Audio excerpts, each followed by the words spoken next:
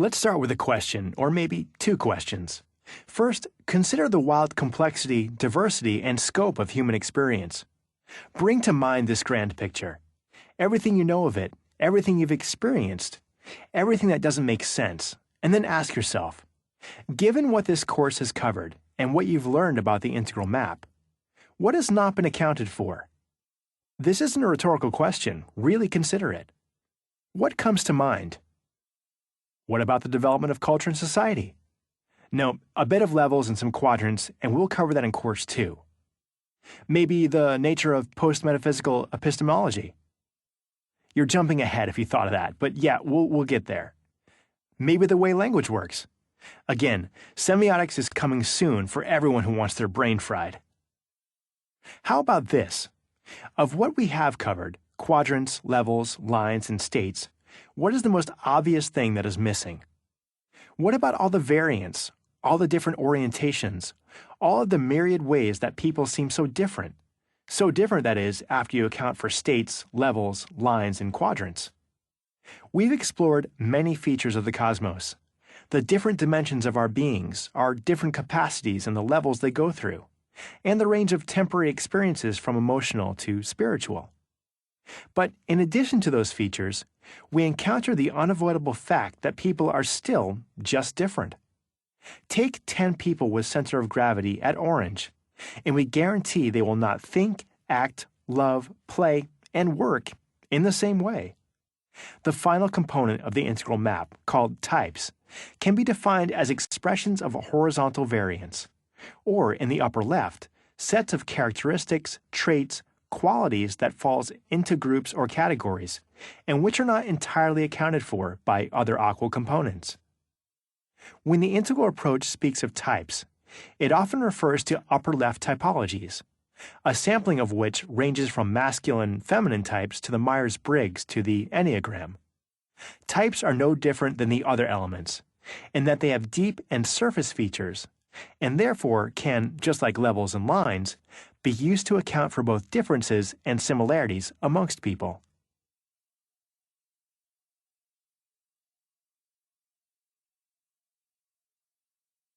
Why include types? Well, you are dedicated to being inclusive, right? If so, and you want an accurate map that describes as much of the territory of your life as possible, then we need something to account for and help us to understand, as well as apply and become aware of, the ways in which people, and more than just people, other phenomena as well, are both different and similar, regardless of their developmental complexity. The inclusion of various typologies in the integral approach gets us one step closer to a truly inclusive map. And you pick up a few other benefits along the way as well. First is a way to understand differences among people, which helps prevent you from just sticking people in developmental buckets. Next, a way to make greater sense of why people feel and act the way they do. Sometimes, just using the other integral elements only gets us started on the road to a comprehensive understanding of self and other.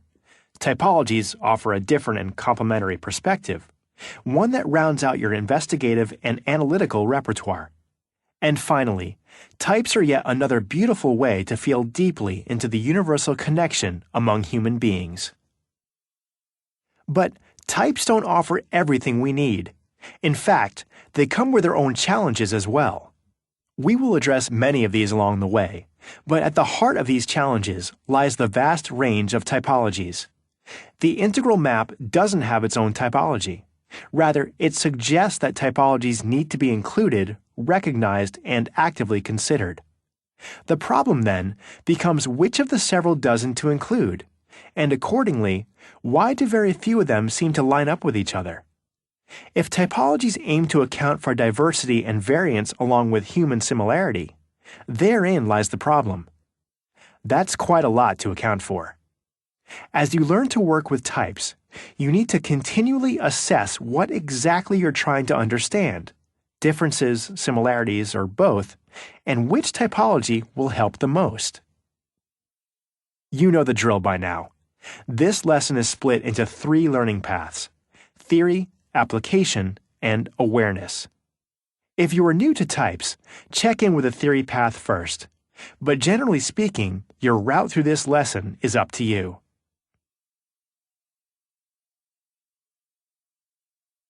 For our purposes, we can begin to understand types as different voices or essences that exist as potentials within each of us.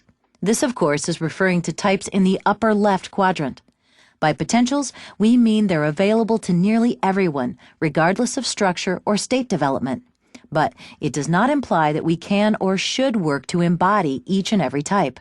In fact, as we'll see, the majority of individuals align fairly consistently with one type or another within a given typological system. More importantly, although different types of one sort or another can be assigned to human beings from all levels of development, individual types and typologies are often restricted to certain developmental ranges. For instance, a pre-egoic infant cannot be assessed on a personality or ego typology scale. Similarly, a child cannot be assigned a Freudian character type if the child has not developed past the stage where the qualities described by the type first emerge. If the capacities and qualities described by a typology have emerged in someone's development, their specific level of development does not preclude an embodiment of that type. In short, types are available if the level capacities are available, but not all types are possible at all levels. The exceptions typically occur with the earliest levels, as in the examples before, or in the latest or higher levels. As we start down this road, there's one more important thing to keep in mind. In one sense, there is as much diversity in typologies as there is diversity in the human expression types attempt to describe. So, we'll need to hold types in a different manner than we've held other elements of AQUIL. The existence of types as a phenomenon is a deep feature of the cosmos, just like lines, levels, states, and quadrants. But there isn't one master or universal typology that succinctly contains everything that we would like it to describe. With typologies, we aren't going to find something like 4 quadrants or 12 levels or 5 states. Just thought we'd mention that before starting this final leg of our exploration. In the broadest sense, types can be understood as different aspects, items, or styles available in all quadrants and at any level. Clearly, this leads to the first of our principles. Types are present in every quadrant. Next, types are available regardless of your structure self and state self configuration, including, of course, the exceptions mentioned before. Then, we have a few more principles which seem to apply to all typologies. First, types typically show up in a coherent system called a typology, and there are many typologies and therefore even more distinct types. Types can be understood as options for horizontal variants of expression. Horizontal in the sense that there isn't a vertical dimension, meaning types aren't levels, which is a mistake that is made more often than you might expect. Also, types are expressed differently at different levels, sometimes wildly so, but they don't have a vertically transformative element themselves. Next, types within typologies and between typologies can either overlap or appear completely incongruous. Then, types have healthy and unhealthy expressions. In regards to applying this principle across quadrants, we need to be careful. Types of lower right cloud formations are healthy or unhealthy in quite a different way than types in the upper left. Finally, it seems almost like a universal principle, and is therefore worth mentioning, that typologies vary greatly across the following factors. Scope. Some have 2, others have 9. Range. Some pertain to very specific dimensions, others span several. Validity. Some types seem to be made up, some have been researched, and some look at deeper cosmic patterns. Applicability. Some typologies work for business or relationships, and others don't. And integration. Some typologies have more or less coherence as a system. In this course, we'll focus on upper left typologies because, frankly, when trying to understand human expression, they're the most helpful. But before we go there, let's review typologies in the other quadrants. Once again, remember, all specific types are not given or available at all levels of development. As you've grown accustomed, types as well arise in each of the 4 quadrants. In the lower left, here are a few examples. Types of relationships, say between feminine type and feminine type, masculine and feminine, masculine and masculine, or any combination of Enneagram types and relationships, such as a 4 with a 7. Or relationships described as Corbett types, which include dominant, yielding, outgoing, and reserved, or ones described by the Hornet types of moving toward, moving away, and moving against. Also in the lower left are types of religions: exoteric, esoteric, nature-based, Hinduism, Buddhism, Islam, Judaism, Christianity, etc. Types of philosophical schools: analytical, continental, Epicurean, Stoic, skeptic, Neoplatonic, positivistic, hermeneutic, postmodern. And types of gender: masculine, feminine, androgynous, genderqueer, questioning, etc. And management styles like Blake and Mouton's typology that includes country club, team, middle of the road, impoverished, and authority. And in the upper right, we have male behavior, such as increased sexual and aggressive behavior; female behavior, such as relational and communal behavior; body types, such as Sheldon's endomorphic, mesomorphic, ectomorphic; bioenergetic types, such as Lowen's schizoid, oral, narcissistic, masochistic, and rigid; blood types like A, B, AB, and O; and sex types, such as XX for female, XY for male, along with several possible rare chromosome combinations. In the lower right, a few examples: types of communication exchanges, such as signifier exchanges, gross and subtle mass energy exchanges, and body language; types of government, like anarchy, capitalist, communist, democracy, dictatorship, monarchy, republic, totalitarian state, transitional, revolutionary, and federalist; types of ecosystems, such as coastal reefs, polar and high mountain ice, tundra, taiga, temperate forest, temperate grassland, chaparral, desert, savanna, and tropical forest; types of systems: open, closed, dynamic, organic, adaptive, autopoietic, psychic, interaction, social, and vital. Types of language is limited to, in this quadrant, the actual spoken or written words: Indo-European, Romance, Niger-Congo, Austronesian, Sino-Tibetan, Trans-New Guinea, English, Spanish, German, Japanese, sign language, etc. Types of kinship systems: Eskimo, Crow, Hawaiian, Iroquois, Omaha, Sudanese, or lineal, generational, bifurcate, collateral, bifurcate merging.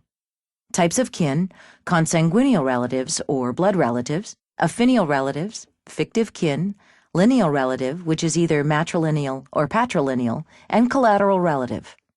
Our focus in this lesson will be types in the upper left quadrants. Examples include masculine and feminine; the Enneagram, which includes 9 personality types; Myers-Briggs, which has 16 personality types; Keirsey, which includes guardian, idealist, rational, and artisan. Also present are the 5-factor model, the NEO personality inventory, the Minnesota multiphasic personality inventory, Freudian character types, including oral, anal, phallic, genital, and learning styles. Finally, the upper left also accounts for less researched but widely used typologies, such as astrological signs, which has 12 types in the Western system, the 4 humors or temperaments, including choleric, sanguine, melancholic, phlegmatic, and the Ayurvedic body-mind types of Vata, Pitta, and Kapha. In this course, we'll focus on 2 typologies. The first is masculine-feminine, because it is arguably the most fundamental, the most universal, and the one with the best ratio of simplicity to explanatory power. The second is an intriguing new typology based on quadrants. It's called Quadrant Orientation, and you'll be quite surprised by its scope of applicability and rootedness in the fundamental dimensions of your being. One final note: the integral community has historically been a huge fan of the Enneagram, and we're guessing that many people would like to see that covered here as well.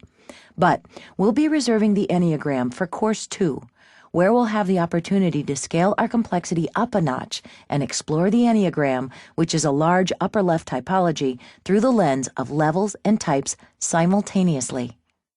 Masculine and feminine principles, or essences, are, as some would say, the 2 most fundamental, complementary, or opposing forces of the cosmos. Before we start, please note that masculine and feminine are not equal to sex type or gender type.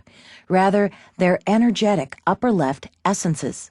Now, if we allow for some degree of metaphor, masculine and feminine span the history of the universe, showing up across time, across cultures, and in both the individual and collective domains. Again, hold this metaphorically, as the association between these dualities and masculine and feminine is not direct, but interesting energetic associations include emptiness and form, absolute and relative, being and becoming, eros and agape, the moment before the Big Bang and the moment after, before original sin and after original sin, yin and yang, heaven and earth, Osiris and Isis, Shiva and Shakti, Purusha and Prakriti, animus and anima, objective and subjective, and even individual and collective. If we hold these lightly, it's easy to see how deep the cosmic energies of these essences run. And for our purpose of exploring masculine and feminine as an upper left typology, these essences show up in each of us as well, in both healthy and unhealthy, or functional and dysfunctional ways. One final note, it's of great importance to again distinguish from the start that masculine and feminine are not the same as male and female. The latter obviously refers to biology, where the former refers more so to essences that can be embodied by people of any gender or sex type. However, with that said, more biological males tend to have a masculine essence, whereas females tend to have a feminine essence. But because there's a continuum in everyone, these are in no way exclusive. We all know many men and women who embody feminine and masculine essences, respectively. Next, we'll explore masculine and feminine types in both their unhealthy and healthy expressions. Go ahead and select whichever you'd like to explore first. When you're done with each, you'll return here. Click Continue below to move on once you've explored all four. As you go through these next several slides, be on the lookout for areas of personal resonance. Maybe you already know which pole, masculine or feminine, you embody. If so, see if your current sense is altered in any way. If you don't know, do your best to experience each. This assessment can be done in a resonant or feeling manner, unlike a strict cognitive assessment of whether or not the words precisely describe you.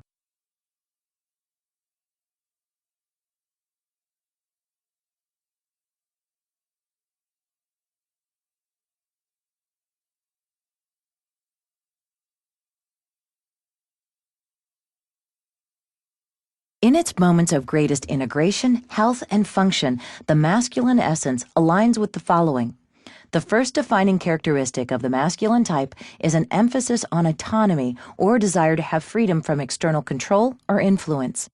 Autonomy also leads one to act in accordance with objective morality rather than under the influence of desires. Next, individuals with masculine essence find strength through agency. This is a reliance on doing over being, and it's in line with the desire to act in a way that brings about a particular intended result. Similarly, masculine types are independent in that they exist under their own control, free or with an attempt to be free from the influence or control of others.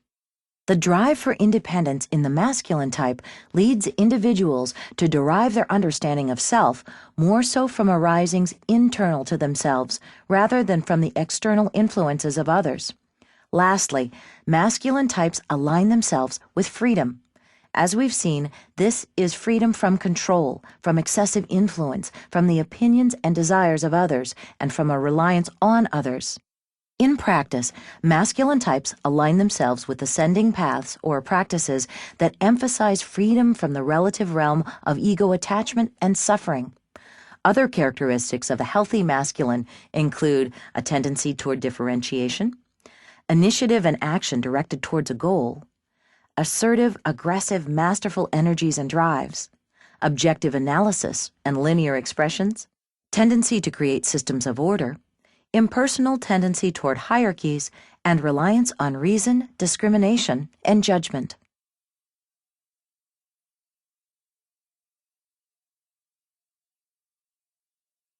The masculine type, if not balanced and moderated and expressed through an integrated healthy self-sense, can lead to a host of unhealthy expressions as well.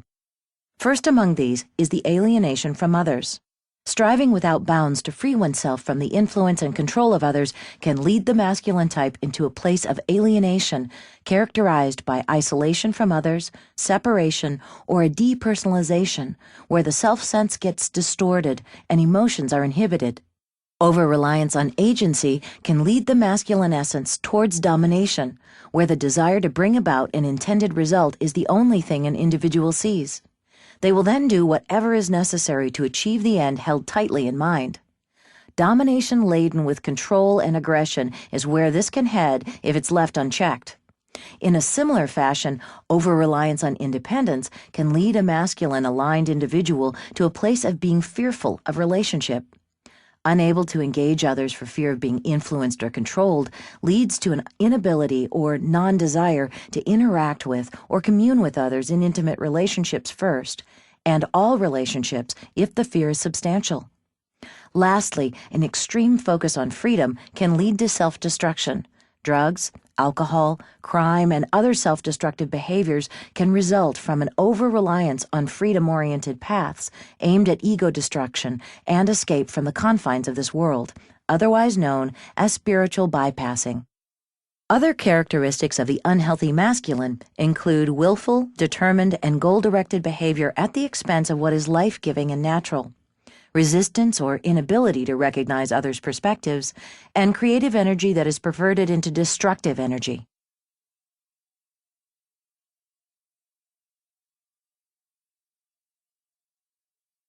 For the healthy feminine essence, emphasis is placed on relationship. Relationships are important because connecting with and nurturing others is a defining drive of the feminine type. Strength is found not through agency, but rather through communion, or the sharing and exchange of important thoughts, feelings, and experiences. Intentional behavior is less directed in feminine types, and the desire to produce a particular result is always created in relation to the effect actions have on others. The feminine essence is aware of and cultivates the interdependent nature of individuals. Emotions, self-sense, and self-worth are all influenced by, and in many ways a product of, the connections present with others. Lastly, individuals with a feminine essence align themselves with fullness. Fullness in relationship, in connection, in emotional expression, and in feeling. Paths of practice focusing on descent and full and authentic embodiment, practices such as devotion, dance, and art, nurture the feminine essence. Other characteristics include organic, not overly differentiated, and interdependent motivations and drives. Some indifference to individuality as the feminine creates, nurtures, and embraces. Healthy boundaries are loose, but well-defined, and individuality is judged against its degree of flexibility. Playful, not overly rational and spontaneous. Open to the unexpected, yielding and responsive, and sometimes rebellious, mischievous, and often ecstatic.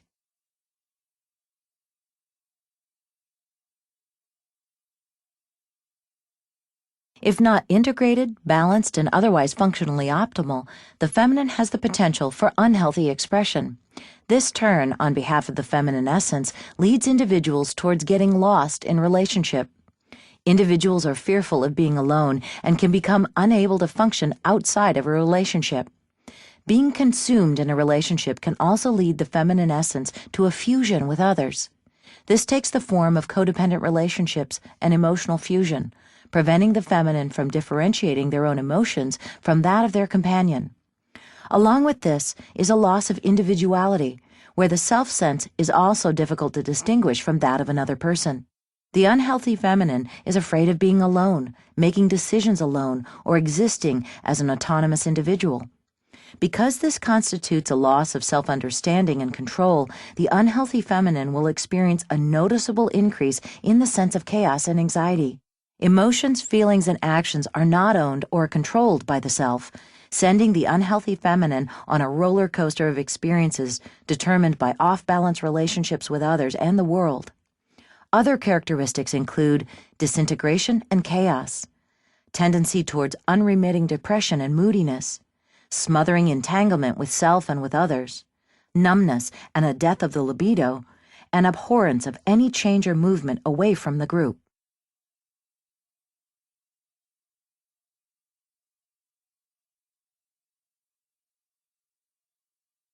In reflection, which essence did you find yourself most resonating with?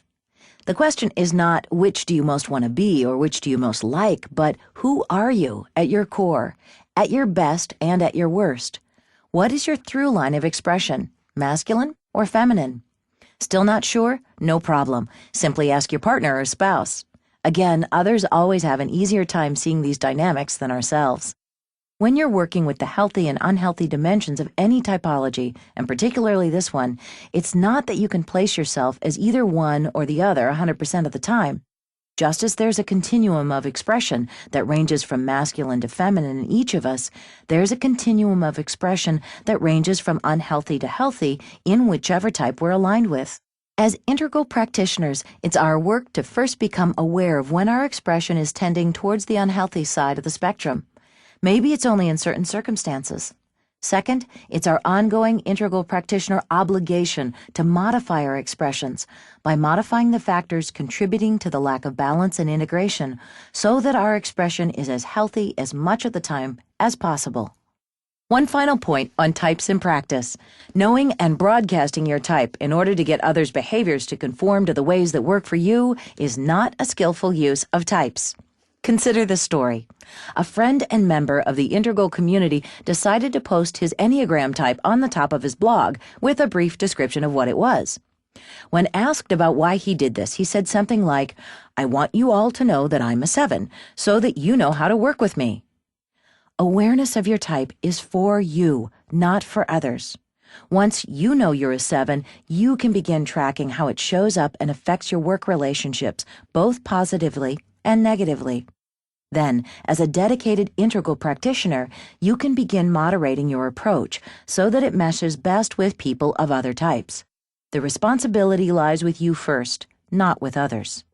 If you happen to still experience the masculine and feminine typology as mundane or too easy, and this isn't shifted by the cosmic significance of these essences, how about some more complexity? Can you tell the type of guys who wrote this? Gareth Hill offers a variable which, if you're inclined toward more rather than less complexity, you can include in the masculine and feminine typology. He describes what are called static and dynamic expressions of both poles. And just to be clear, this leads us to 8 versions of what we presented earlier as 4. Healthy and unhealthy versions of static masculine, dynamic feminine, dynamic masculine, and static feminine. We won't get into great depth with this, but let's look briefly at static and dynamic. First, you might be thinking, well, isn't static more aligned with masculine and dynamic with feminine? From one perspective, yes, that's true. But for this treatment, apply the terms static and dynamic to what you know of masculine and feminine rather than taking the terms themselves at face value. Static refers to a holding, a stillness, a willfulness, or determination.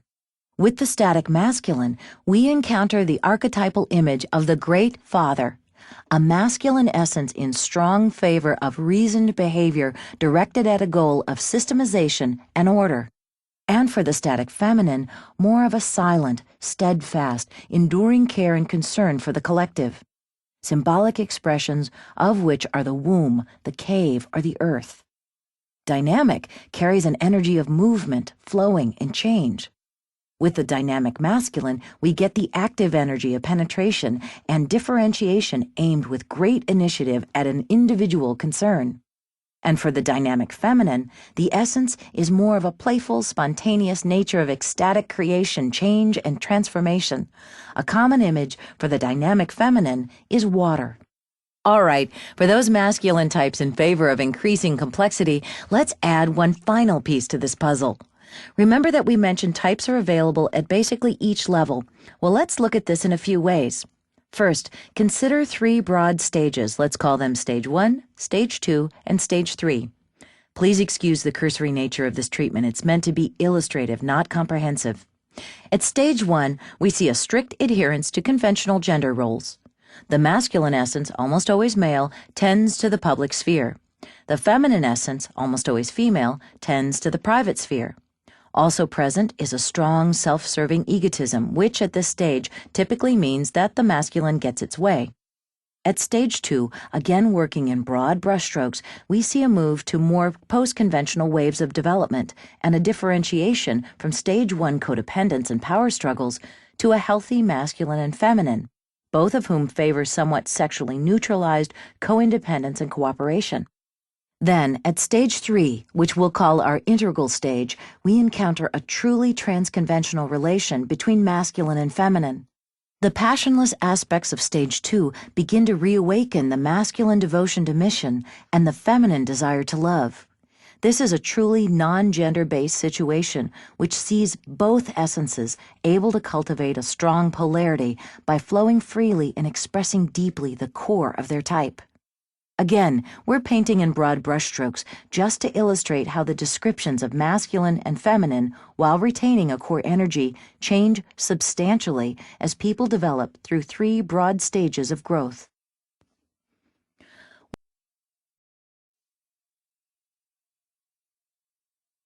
One final consideration on the topic of types and levels. Let's take one characteristic from the description of healthy feminine, say, cultivates interdependence. How does this core feminine motivation show up differently across 3 levels?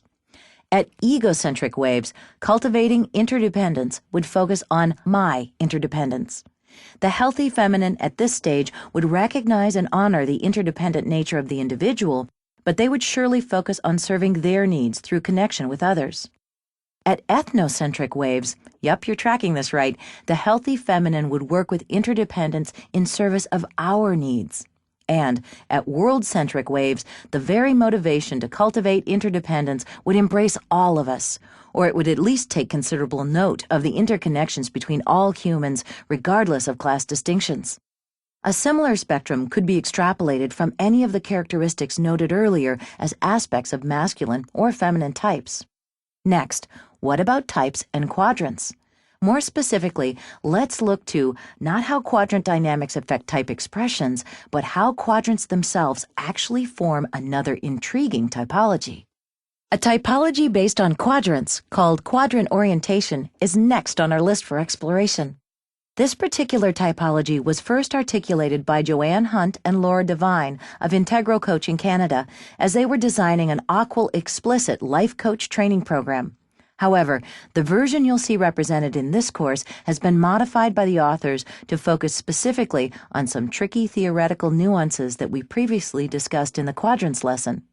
When it comes to a quadrant typology, just to be clear, we aren't talking about types in quadrants.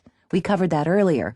Rather, this is types from quadrants, or more specifically, a typology that recognizes that people typically orient from a particular quadrant more so than others. This is different from quadrant absolutism or reductionism, which is a more or less active denial of other quadrants in favor of one. Your orienting quadrant, or your quadrant type, is instead a quadrivium, or the quadrant or perspective from which you instinctively make meaning in the moment. This doesn't mean that you deny the others or are unable to include them in your meaning making. There just happens to be a perspective you typically start with or go to first. In the lesson on quadrants, you analyzed an area of personal or professional challenge through the 4 quadrant perspectives. This was done in hindsight, employing an analytical, investigative mindset.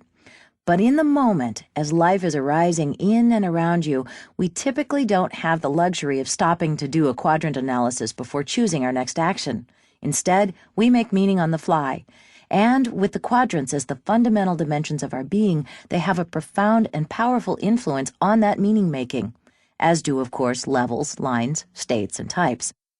This typology works to identify which quadrant you step from first as you make sense of, say, an argument with your partner, or how to understand a complex business meeting. However, before we move on, we need to clarify a theoretical point which brings us back to concepts discussed in the judgments section of the quadrant lesson. You'll recall that we discussed how judgments correspond to quadrivia and can be leveled on any quadrant dimension. Therefore, what we're calling a quadrant typology actually identifies a quadrivium preference. In other words, it's a typology that groups people according to what perspective they have a tendency to look through as they make meaning. Stated differently, this typology does not seek to identify perspectives of phenomena. not initially anyway. Rather, it's concerned with what perspective one tends to take on the phenomena one encounters. This is roughly equal to saying, what judgment type do you favor when you encounter phenomena? We say roughly because although judgments are always quadriviatic, not all quadrivia are judgments.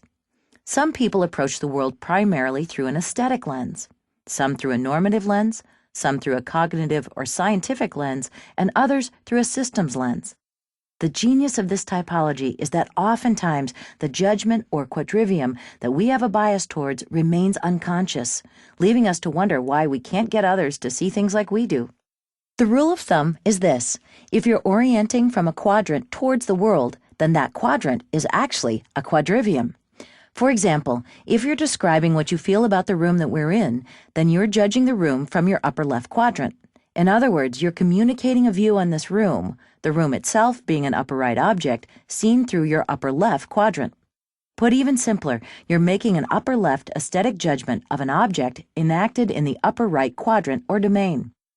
You can also judge your upper left quadrant. In fact, you do this all the time.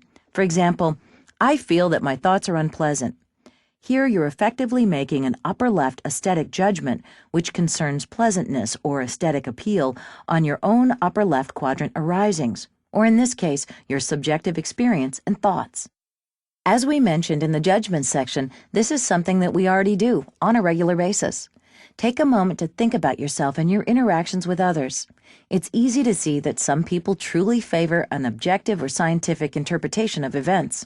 Others are more concerned with the subjective value of events, while others judge events based on interpersonal meaning or normative concerns.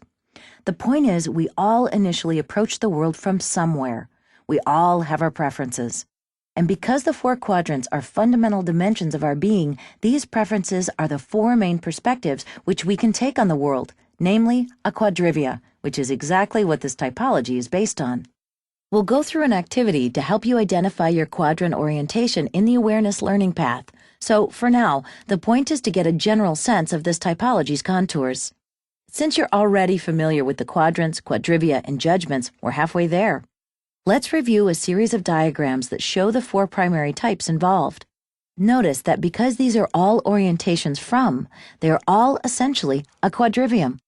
If you orient from the upper left quadrant, then you see and relate to everything from a place of your feelings, thoughts, values, and intentions.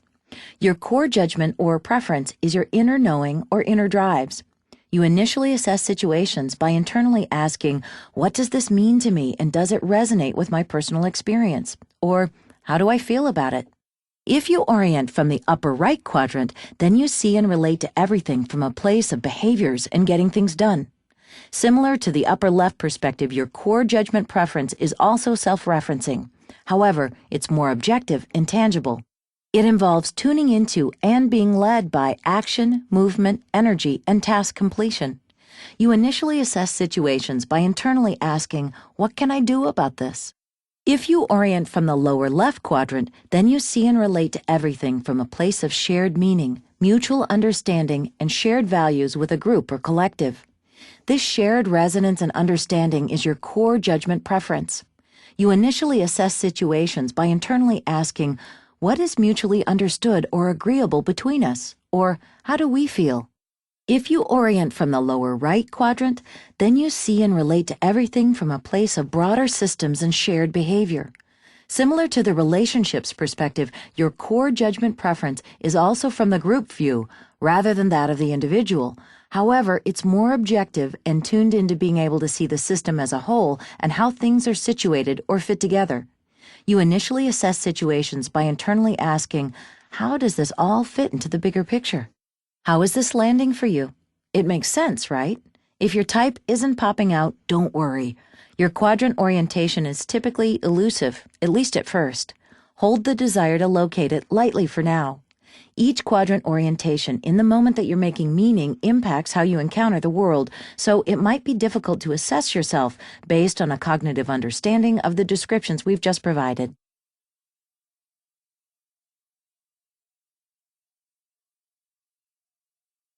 Click each of these tabs to get a better sense of how the upper left quadrant type quadriviatically views the four primary domains or quadrants. Remember, the upper left type has a judgment preference based on personal meaning, personal values, internal experience, internal motivation, and what matters deeply to you.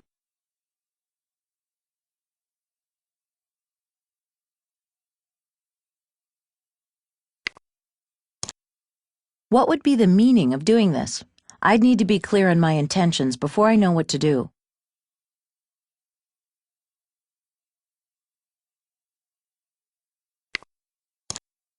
Is there a deeper meaning in the way events in the world fit together?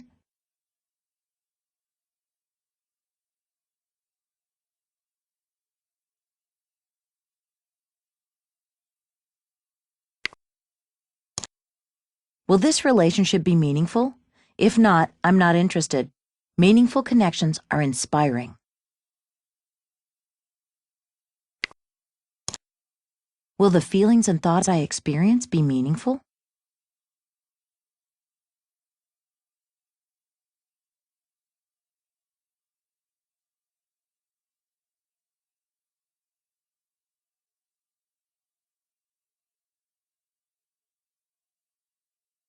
These tabs show how the lower left quadrant type views the 4 primary domains. The lower left type has a judgment preference based on shared meaning, vision, resonance, shared connections, belonging, inclusion, and camaraderie, and our view over my view.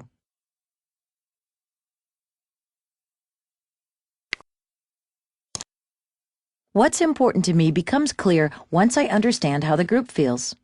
My meaning is in relation to or emerges from shared meaning, or what is the significance of what I'm feeling for all of us?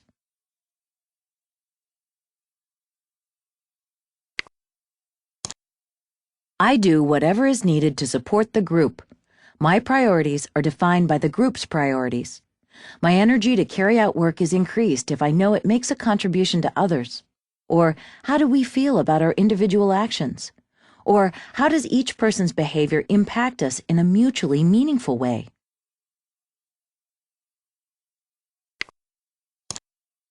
I'm interested in understanding the system, roles, and procedures as long as I can see how it helps us relate and work together better.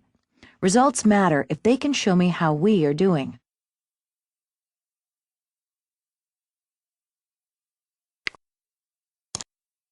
I'm most concerned about how we feel about our relationship.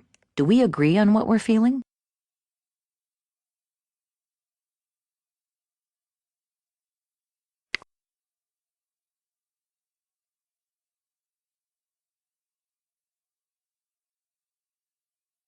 These tabs show how the lower right quadrant type views the 4 primary domains. The lower right type has a judgment preference that sees and relates to everything from a view of the system, how everything fits and works together, the goals, processes, roles, and results of the group, the structure and how it can support and enable.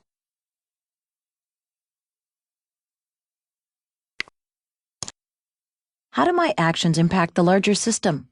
I need a comprehensive map that lets me know where I'm going and how it works in the system before I can act.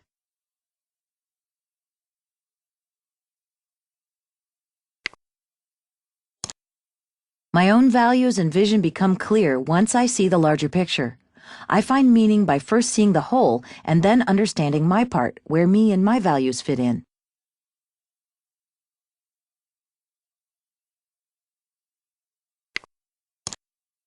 Conversations are a place to discuss how things work. I'm interested in interacting when there's a sharing of knowledge that advances our understanding of things.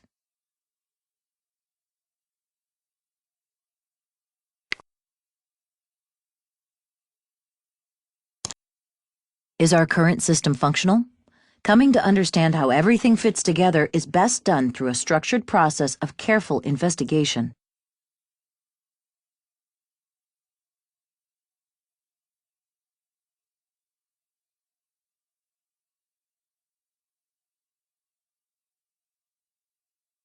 These tabs show how the upper right quadrant type views the 4 primary domains.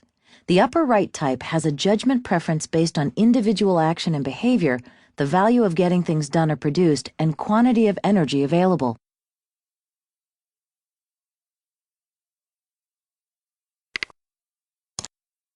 What do I need to do to deepen my awareness? How do I go about determining my purpose, my intentions, what matters to me?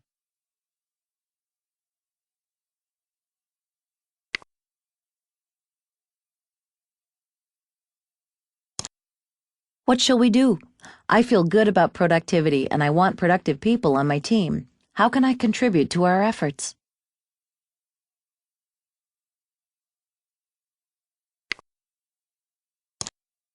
Seeing the larger system helps me know my part, and it serves the whole.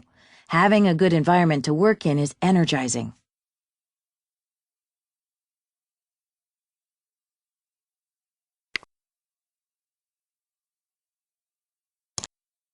What do I need to do to increase my ability to act?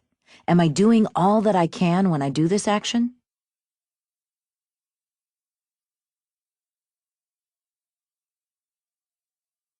If you're still struggling with determining your quadrant type, again, don't worry. We'll come back in a later learning path. Even though these examples are a bit stylized, do you get a sense of how these types show up in yourself and in others? Consider your friends, family, or coworkers. Have you encountered people who are making meaning in these ways? As this typology continues to sink into your awareness and understanding, you'll be surprised to discover how well it fits the people you know. We won't get into this here, but this typology also includes a secondary quadrant of orientation or judgment preference. If your primary quadrant is where you step from, your secondary quadrant is where you often go to next. Adding a secondary quadrant gives us 16 different combinations of primary and secondary quadrants, or 16 distinct types. 16 rather than 12, because we're postulating that your secondary quadrant can be the same as your first. Again, this typology is quite new, recently recognized by the founders of Integral Coaching Canada, and as such, the dynamics of how it shows up are still being worked through by integral coaches and other practitioners. As our collective experience with the model deepens, it will be exciting to find out how different types relate to each other, how they function in different situations, how they show up differently at different levels, and how this typology interacts with others. What, for example, is the difference between a lower right orienting type with a masculine essence as compared to the same with a feminine essence? And of course, there are always the exciting future prospects of research on the model's validity and applicability. What's clear about this system is that it's homegrown, drawing entirely on the nature of judgments made from each quadrant on every other quadrant, including itself. This concludes our theory path on types. Obviously, there's a lot more we could cover, but this hopefully gets you on your way to a solid foundational understanding of the different voices or essences available to each of us at basically any level. Before adding more nuance and complexity to your understanding, it will behoove you greatly to see how they're useful. How can types help you become a more effective and compassionate being? What is it like to apply types to a challenging problem or issue? And of similar importance, how do you locate types arising in yourself and in others? The application and awareness learning paths explore these questions directly.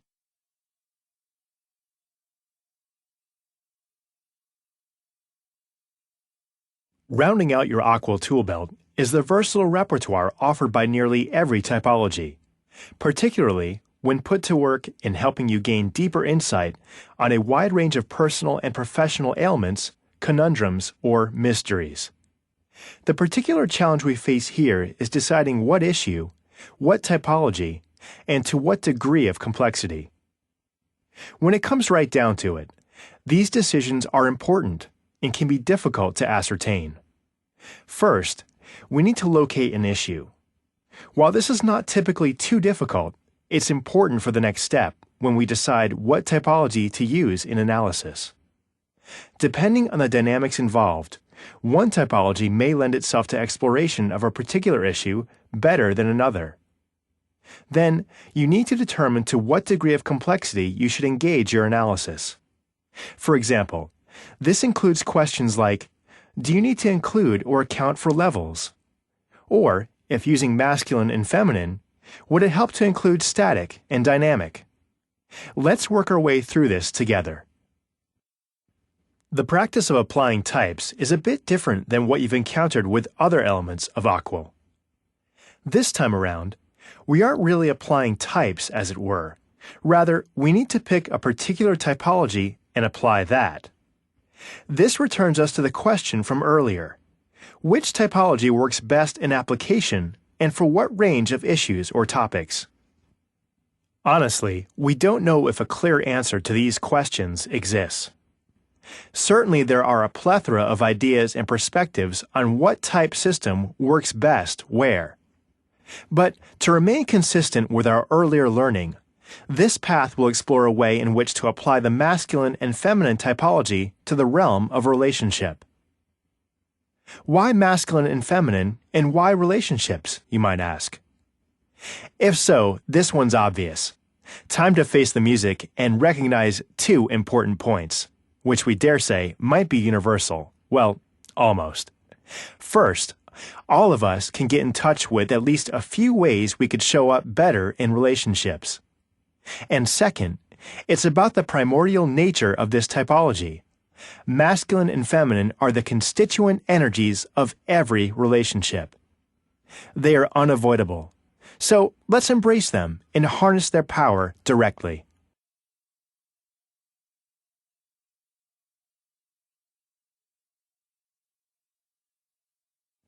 A masculine-feminine types analysis is ideal for investigating a personal or professional relationship that is, how shall we say it, on the rocks. This could be a relationship you share with an intimate partner, or one with a coworker or best friend. The type of relationship doesn't matter, as long as it is experiencing some type of issue, challenge, or concern. And it also doesn't matter if the relationships are comprised of individuals of the same essence or the same sex. The activity will consist of several steps or layers, and its aim is to uncover hidden insights about the dynamics at play just beneath the surface. Also, Clint will offer another personal example. This time, however, it will be weaved into each step.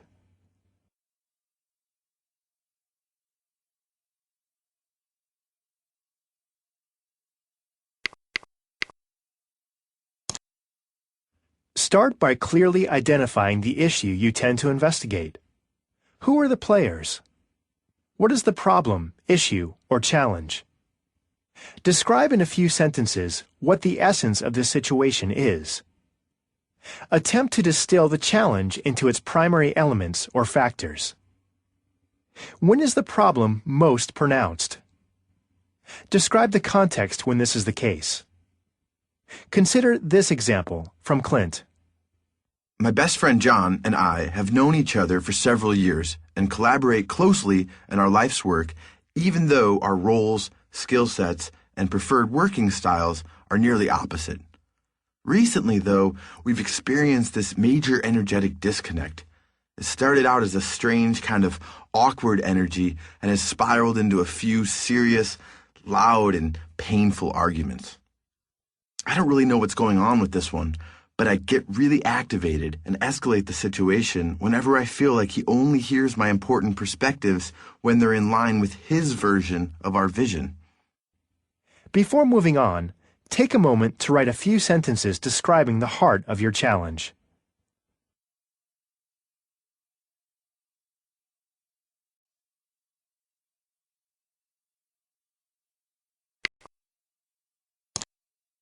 Start by drawing two horizontal lines or spectrums in your journal, which visually span the distance between the masculine on the left and the feminine on the right.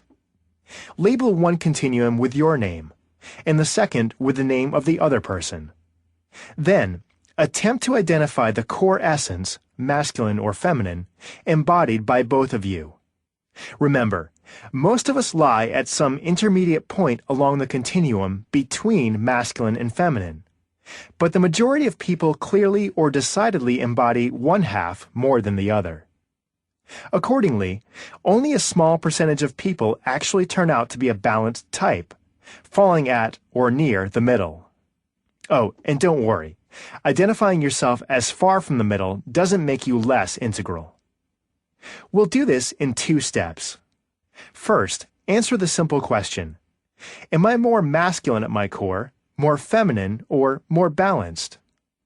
Then, ask the same of the other person. And don't mark anything in your journal yet, just hold these in mind. Second, Once you have identified which side of the spectrum you tend to most, consider in isolation only that half of the spectrum, and plot yourself across the smaller spectrum, ranging from clearly masculine to balanced, if you tend toward masculine, or from balanced to clearly feminine, if you tend toward feminine. Marking yourself at the extreme end does not indicate whether or not they are unhealthy, just that they are very clearly and distinguishably one essence or another. Then, do the same for the other person. A brief example before you start. All right, this is simple. John and I are two of the clearest examples of a masculine essence the world has ever known. It's so clear it's almost archetypal. While we both can step into our feminine sides and are in fact actually quite sensitive, we draw our greatest source of strength and inspiration from the masculine pole. As for where we fall between that and a balanced essence, I'm probably 90% towards masculine, and he's more like 75%. Now, if you haven't already done so, complete the steps listed here.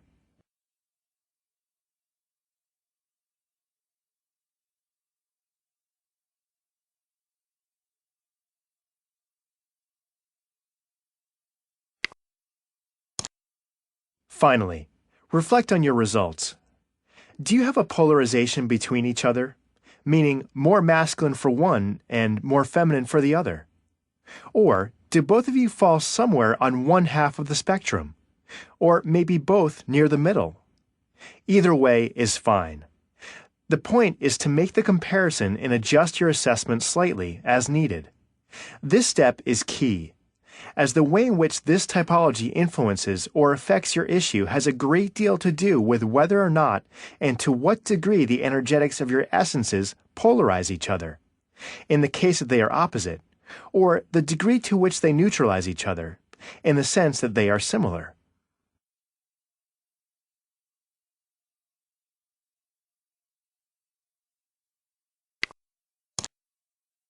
Next, consider the following for each person.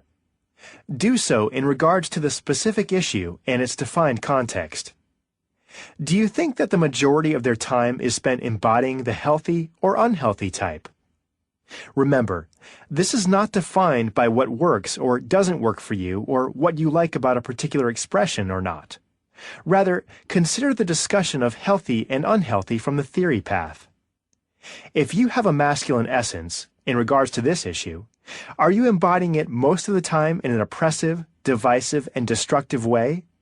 Or are you more willful, determined, and powerful? If feminine, again, are you embodying communion, spontaneity, and nurturing? Or are you more chaotic, anxious, and out of touch with your individuality? Another example. I certainly go to unhealthy masculine more than him, particularly when issues like the one described earlier are present, or when I'm really stressed or otherwise overwhelmed. He doesn't seem to embody unhealthy masculine as much as me or in the same way. He's more subtle, getting laser-focused and complex in his thinking and behavior. This type of intensity always has a way of alienating people from him. Take a moment to make your assessments both for yourself and the other person. Whichever version you assess, seek as well to identify the contexts and situations in which this expression occurs most. Also, can you identify any triggers that may move either one of you towards a healthy or unhealthy expression?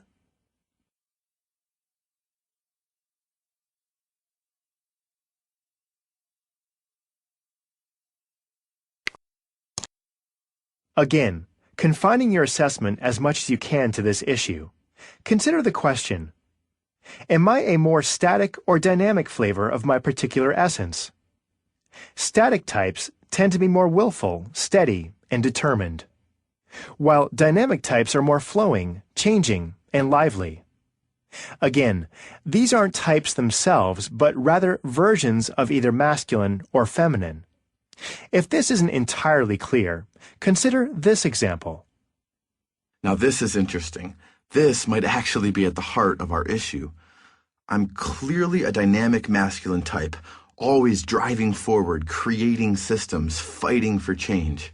And he's far more static.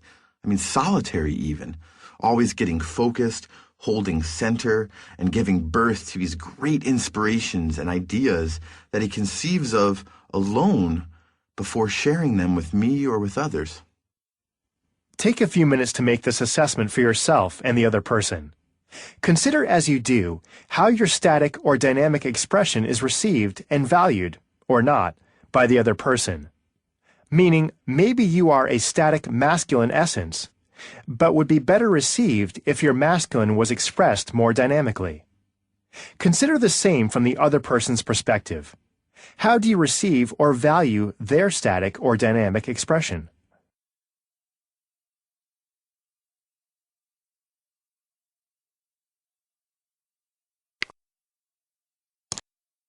Next, if you feel it's needed, consider if there's a difference in the level of development at which your types are being manifested. A version of both masculine and feminine are available at virtually every level, and healthy and unhealthy expressions look very different at each. What may be somewhat healthy masculine at red looks very unhealthy at green. Consider each person's center of gravity. Estimate if you are not sure, and the point is not to be entirely accurate, but to recognize if there is a range greater than 1 or 2 levels between the two of you. Another example. No noticeable difference here between John and I. We're both hovering at the same center of gravity and have been since we've met. We value, think, take perspectives, and understand ourselves in much the same way. In fact, this resonance is at the heart of why we connected so strongly and why, in general, we work together so well. Go ahead and make these assessments. If a large gap seems to exist, note something about the nature of it in your journal, clearly identifying the levels in question. What is different about each level, again, in regards to how they show up in this issue? Describe how your types appear as expressed through these centers of gravity.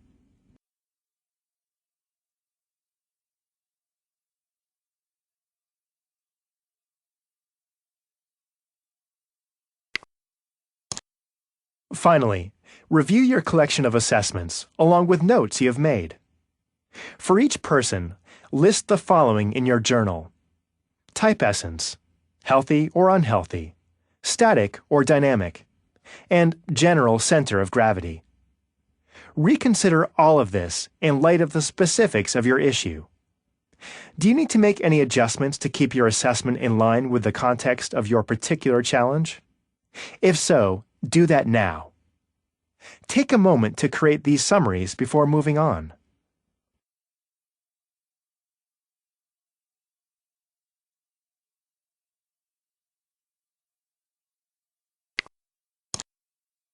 Next, take a look at both assessments side by side. Compare and contrast them for a moment. Note both the similarities and differences between yourself and the other person. Are any clearly identifiable factors present that may be leading to a disconnect or tension? If so, what do you think they are? Next, do you see any key leverage points, shifts in understanding, or insights into a new way to approach or be with this person? At a minimum, do you see any reason, based on this type analysis, for such a problem to have manifested? Finally, here's the wrap-up of our example. After making these assessments and considering and tracking their potential implications, I'm happy to report that John and I, unfortunately after another big fight, spoke about our issue in light of these considerations and came up with some exciting new understandings about our relationship. First, we agreed that our masculine essences are of a very different flavor, me dynamic and him static. And also, we recognize that this leads us to going unhealthy in different ways and for different reasons. For him, it turns out to be when I don't recognize or explicitly value and use him or his ideas as I create. For me, however, it's when he doesn't factor in my perspectives so that we can move forward together. But on that, we realize that his way of receiving my perspectives as static masculine is different than my expectations about how that should happen, as generated, of course, through my dynamic masculine view. So, I've realized it's not that he doesn't receive my perspectives, it's just that he does so in his own way, and not in a way that I'd like, or expect, or do so myself.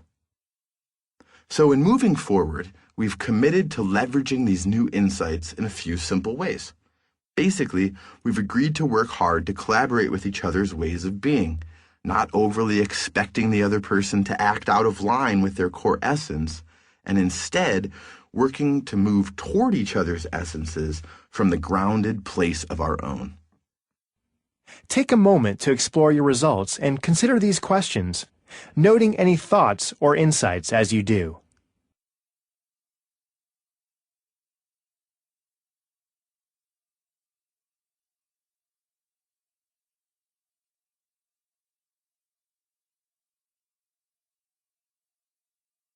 Masculine and feminine essences are not only at play in intimate relationships. These dynamics are an intrinsic part of every relationship, always mixing, interpenetrating, polarizing, or neutralizing situations between people.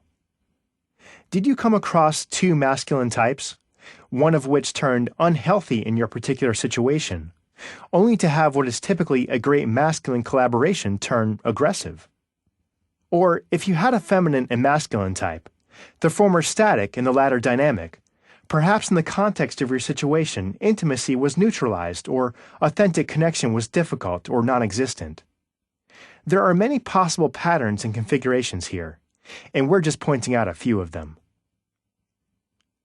In reflection, what do you notice about the effectiveness of this analysis?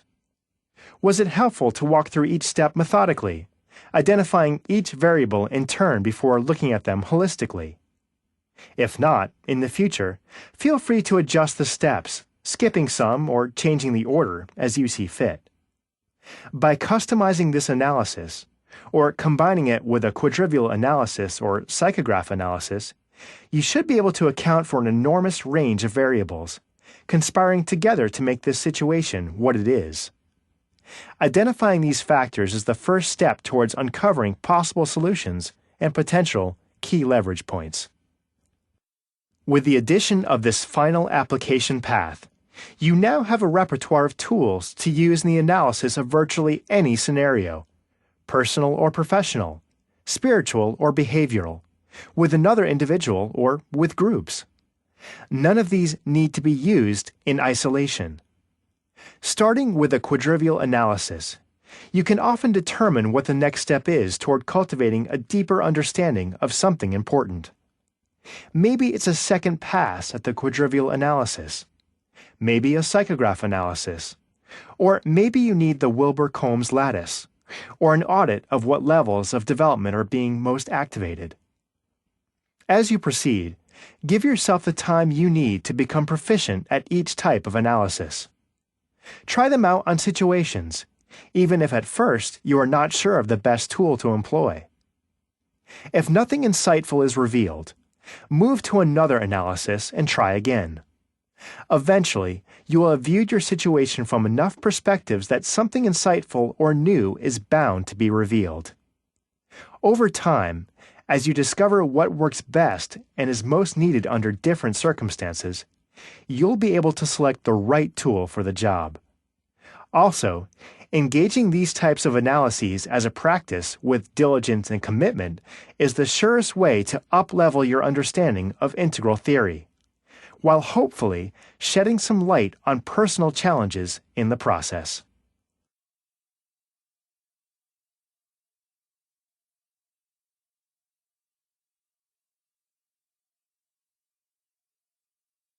Awareness of types carries with it two elements worthy of recognition. First is your ability to recognize, honor, and respond to your type in whatever typology you find most beneficial to your self-understanding. For some systems, this can start with a types assessment. For others, we need to rely more so on self-identification. Second is a general recognition of the dynamics in your thinking, behavior, and general way of being, which align not so much with the aspects of your structural or state development, but more so with a horizontal variance in types present at your current center of gravity. There's no perfect typology and no perfect way of becoming aware of your type, even when an assessment is involved. In this learning path, we will attempt to determine your quadrant orientation, which is an ideal system for us to work with here because you already have an understanding of quadrants and quadrivia. Also, even though we'll work with the self-assessment, quadrant type does seem to operate at a really fundamental level of how you make sense of your world. So in some sense, we get a bit of both elements mentioned just now. In all honesty, determining your quadrant orientation can be tricky. In a moment, we'll go through an activity that will look and feel a lot like a real assessment. By real, we mean valid, tested, and researched. Just to be clear, this is not the case here. It's a slight adaptation of an activity designed by Wilber, certified integral coach for integral life, working in collaboration with Joanne Hunt, founder of Integral Coaching Canada, and a few others at Integral Life.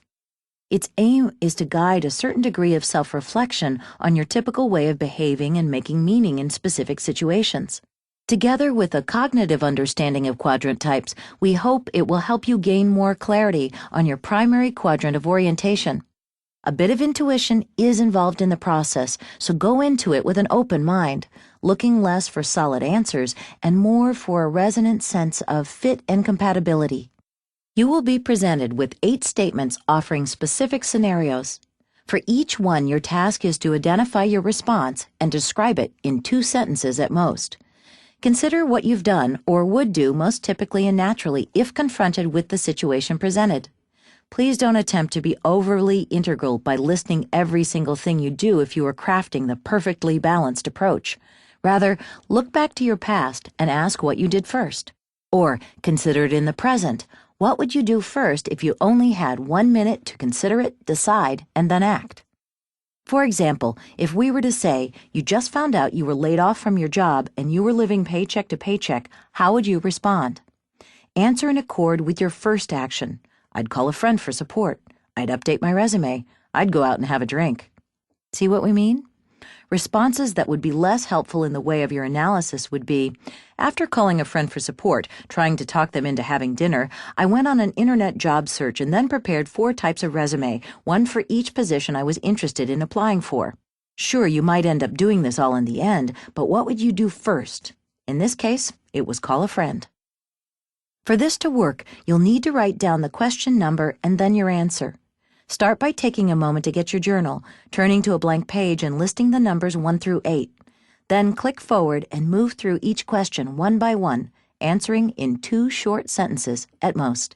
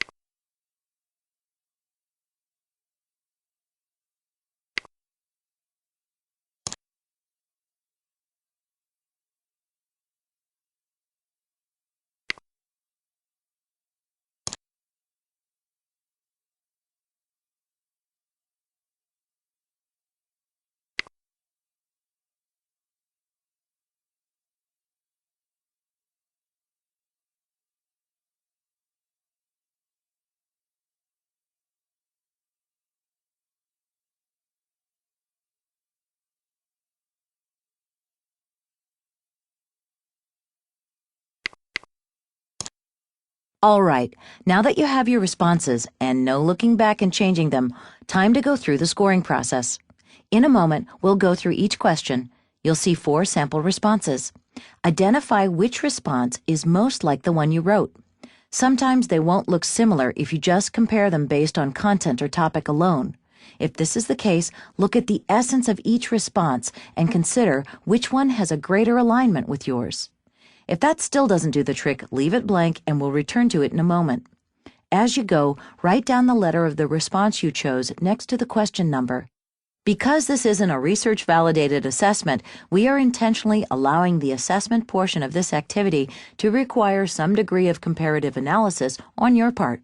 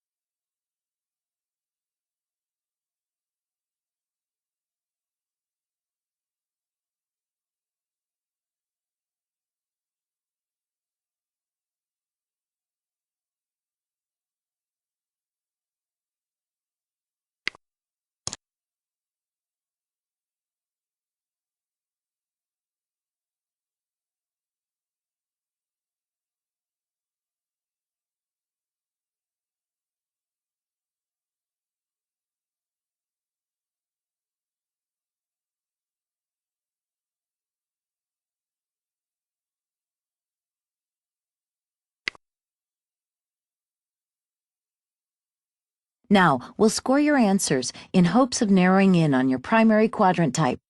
Here's a chart with rows for each question and columns referring to each quadrant perspective. Take a moment to copy this chart onto a piece of paper. Then here is how the answers correspond. Tally up your results by looking for your answer in each row and then making a mark in the corresponding column.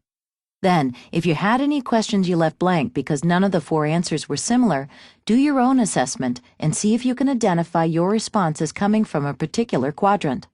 Then, mark those in the appropriate row. Finally, total your results in the bottom row.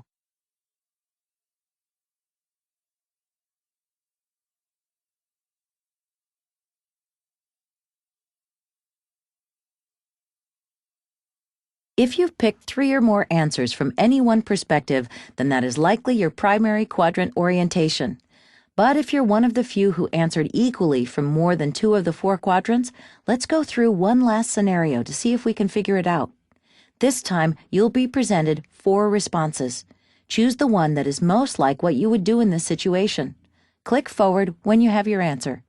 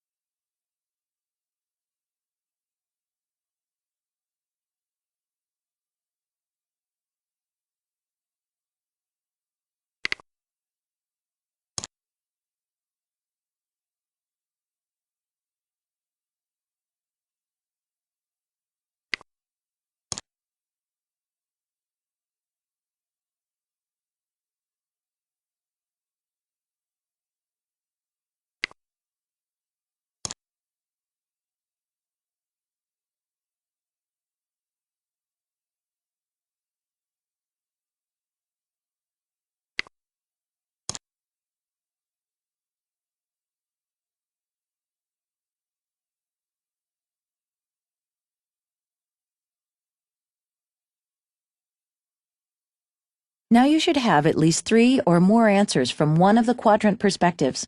This may be your primary quadrant orientation. From now, just hold it lightly, try the new clothes on, and see how they fit. Check it against what you were previously thinking when we went through the descriptions of the quadrants in the theory path. If you want, go back and review those sections again. Our primary aim here is to help you expand your self-awareness and bring about greater self-understanding in your life, instead of worrying about the accuracy of your answer. In fact, much more important to your own growth than this activity is how you play with your quadrant orientation from this point on. Try it out. Throw it against the wall. See how it enhances your self-understanding, or not, and check in with it after handling similar situations. Do your actions line up with what you've learned here about your quadrant type? So what's the point? Why is this important? Your quadrant type is the first quadrivium you instinctively look through to get situated, make sense of circumstances or experiences, and guide conclusions as well as actions. Your quadrant orientation therefore directly influences how you see and relate to reality. Also, it's going to influence the manner in which you see the other elements of aqua arising in you. Teal from an upper left orientation has a different flavor than teal from a lower right. Each quadrant orientation will notice and highlight a different but equally valid aspect of teal. Consider this personal example from Clint. My partner and I had been looking to buy a condo for some time. She was staying at a friend's, had an open arrangement, and a very affordable lease. I had a lease just end and was staying at a friend's as well. I had a great deal of flexibility, but none of my belongings, none of my structure, and I was finding it very difficult to get any work done. We'd been looking for several months and had viewed many properties. We generally agreed on the ones we liked and the ones we didn't. When we found the one we'd liked, I went to work on researching the property, getting the assessor's records, looking for comps, assessing the seller's motivation, and asking the realtors every question under the sun. If we were going to make an offer, I was making sure it was the right house and the right decision with all our bases covered. I would share this information with my partner, and she was appreciative of the information and efforts at due diligence. But whenever it seemed like we were set to make an offer, she would change her mind. Something wouldn't feel right, one conversation or another between her and the realtor, or her and the builder, or her and the bank, gave her cold feet. In an instant, everything we explored became worthless in light of a feeling she had from a seemingly normal conversation with someone. This was beyond frustrating, to say the least. Until, that is, I realized, in hindsight, unfortunately, that this was our quadrant orientations being what they are.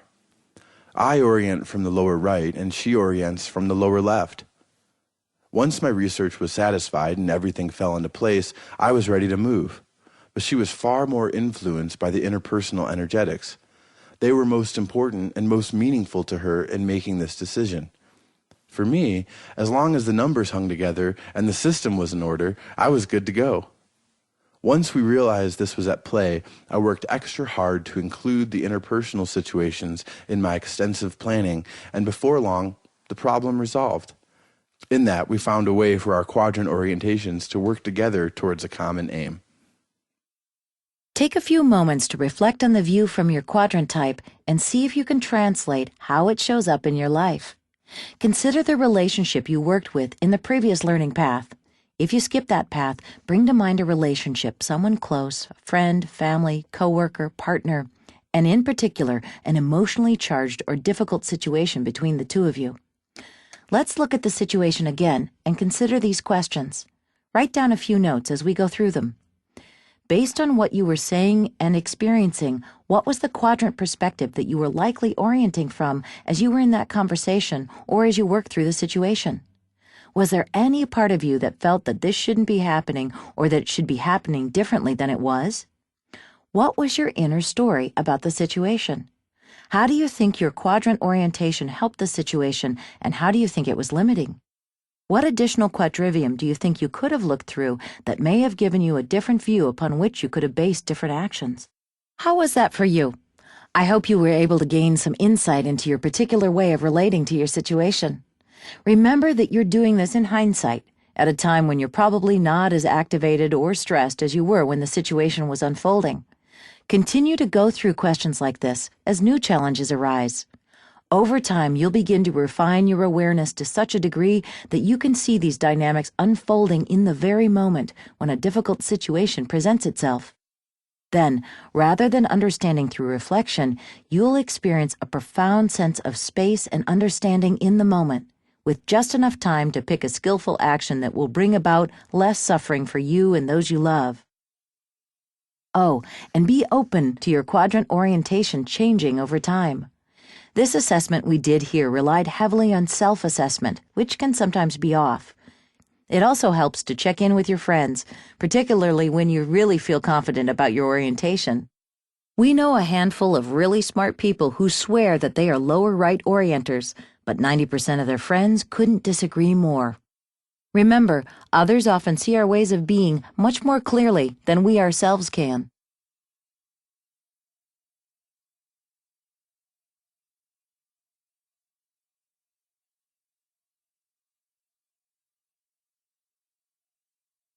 Integral learners often spend less time and devote less attention to types, in comparison, that is, to other elements of AQUIL.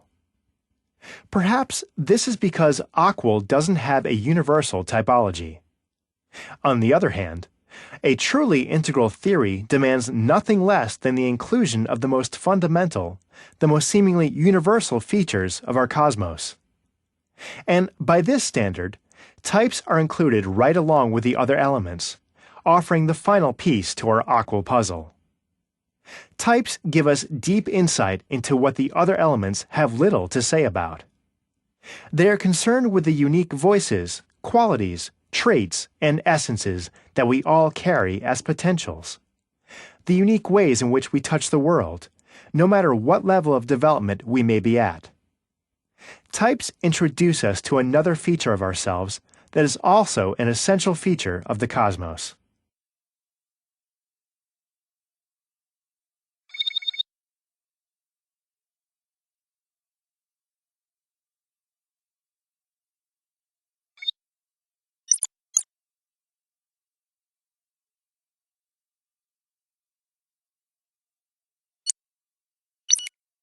Types are defined as different aspects, styles, or essences available in all quadrants and at generally any level.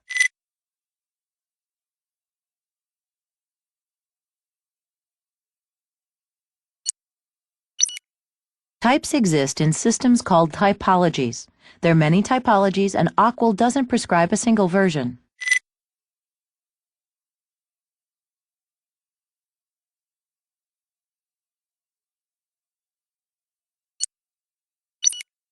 Types in one typology may overlap with types in another, or they may appear incongruous, even if both are concerned with the same phenomena.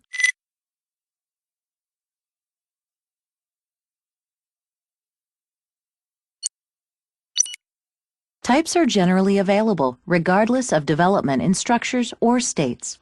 While types of one form or another exist at all levels, individual types do not necessarily exist at all levels. For example, personality typologies are inapplicable to pre-personal infants, or archaic societies cannot produce a type of postmodern philosophy.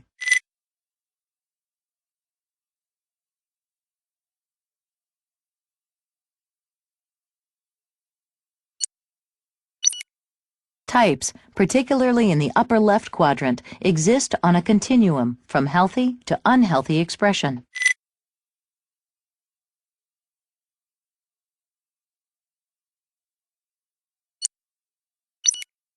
Different typologies vary across several factors, including scope, or how many types are in each system, range, or the extent of phenomena they're accounting for, validity, or how accurate and reliable the system is, integration, or how cohesive the typology is, and applicability, or how relevant the system is in application to various situations and contexts.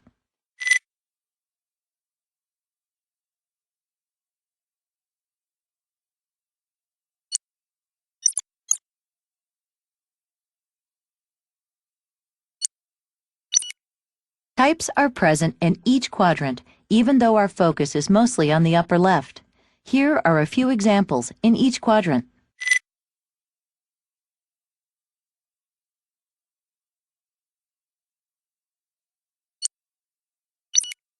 Sample typologies include Myers-Briggs, Enneagram, astrology, masculine and feminine, and learning styles.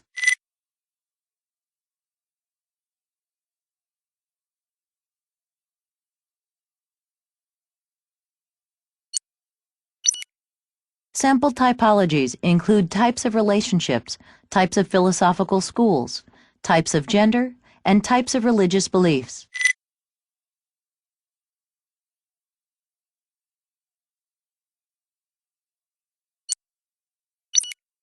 Samples include types of weather systems, types of governments, types of economic systems, and types of biomes.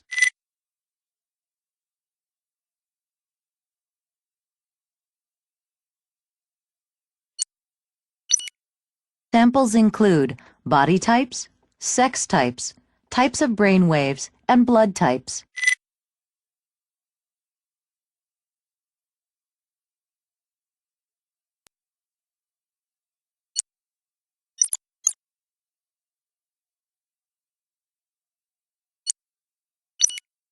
The typology of masculine and feminine contains only two types, but harnesses a vast and fundamental power. In some form or another, this typology is present in nearly every tradition, from east to west.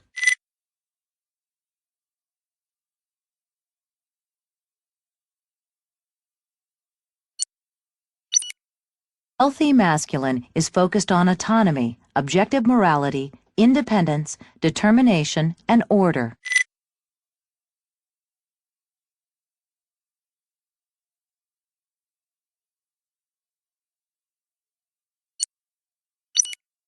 Unhealthy masculine leads to alienation, oppression, aggression, and disconnection from others.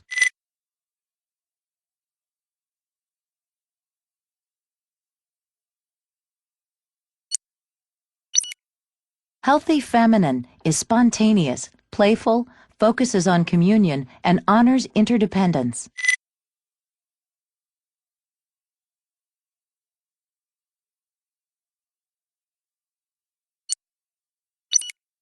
Unhealthy feminine can get fused in relationships, can lose their sense of identity, and can experience great anxiety and chaos.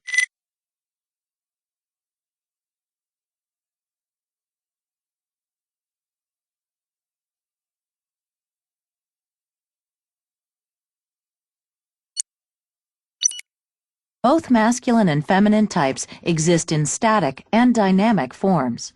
Static emphasizes stillness, willfulness, and determination, while dynamic emphasizes change, fluidity, and movement.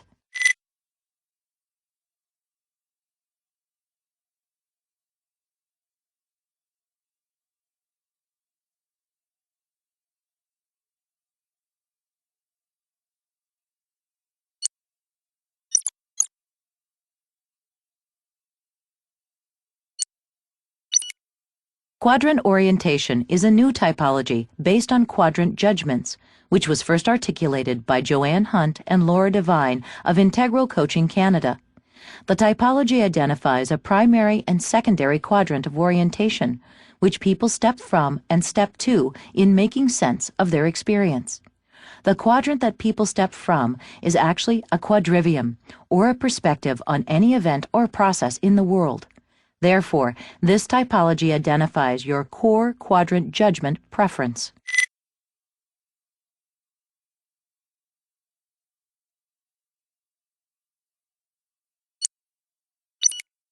Orientation from the upper left sees in terms of personal meaning, personal values, internal experience, individual motivation, and what matters deeply to you.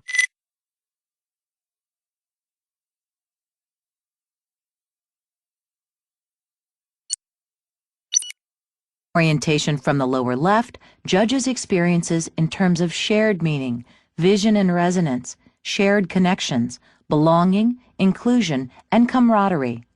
Our view over my view.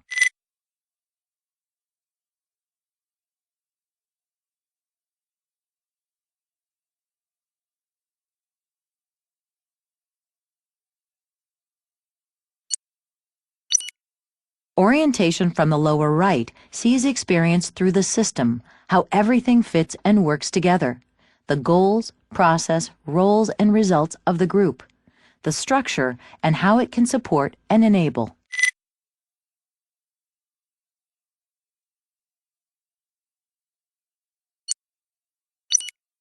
Orientation from the upper right judges in terms of individual action and behavior, value of getting things done or produced, or the quantity of energy available.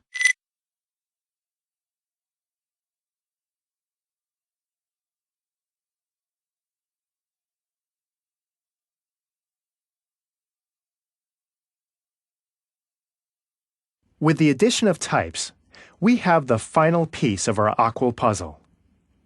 Together with quadrants, lines, levels, and states, this essential version of our integral map is complete, identifying and including the deepest features of the cosmos, and enabling us to generate a truly holistic view of ourselves and others.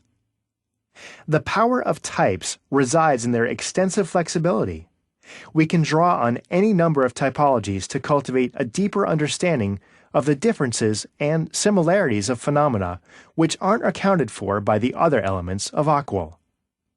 They allow a customizable approach, which adds both depth and variety to our understanding and analysis. The only trick is determining which typology is best for what situations. In this lesson, we started with two of the most fundamental, quadrant orientation and masculine and feminine. Both are equally and almost universally applicable to anything involving humans. Both are such deeply ingrained expressions of individuals that if the dynamics they describe are accounted for, greater insight is bound to emerge, regardless of whether you are concerned with a problem at work or a challenge at home. Next, we will move into our final lesson of this course and take a look at the integral map from an integrated perspective, accounting simultaneously for each element. If you haven't seen it already, types will demonstrate their profound applicability and need for inclusion in a comprehensive map of everything.